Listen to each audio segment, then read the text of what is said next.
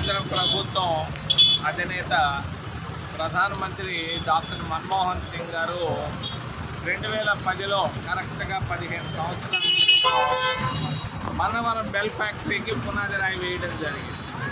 ఆ రోజు దాని ఉద్దేశం ప్రతి ఇంటికి ఒక ప్రభుత్వ ఉద్యోగం ఇవ్వాలన్నది కాంగ్రెస్ పార్టీ యొక్క ఆలోచన. కానీ భారతీయ జనతా పార్టీ, మోడీ ప్రభుత్వం, చంద్రబాబు నాయుడు టీడీపీ ప్రభుత్వాలు అధికారంలోకి వచ్చి 2015లో దీన్ని ఆపేయడం జరిగింది. ఇది మన ప్రాంతానికి ఘోరమైనటువంటి అన్యాయం.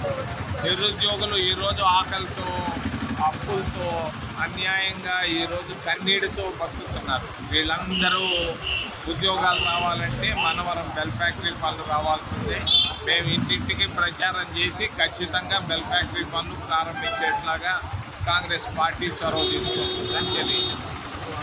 చంద్రబాబు నాయుడు ఏం పట్టించుకోవటం లేదు మన ప్రాంతాన్ని. ఉత్త మాటలు చెప్తాడు. గోదావరి నీళ్లు నెల్లూరుకు తెస్తానంటాడు, మరి కృష్ణానదిలో రాజధాని కడతానంటాడు, పోలవరం పనులు ప్రారంభిస్తానంటాడు. ఏం ప్రయోజనం? ఉత్త మాటలు చెప్పి మోసం చేస్తున్నాడు చంద్రబాబు నాయుడు.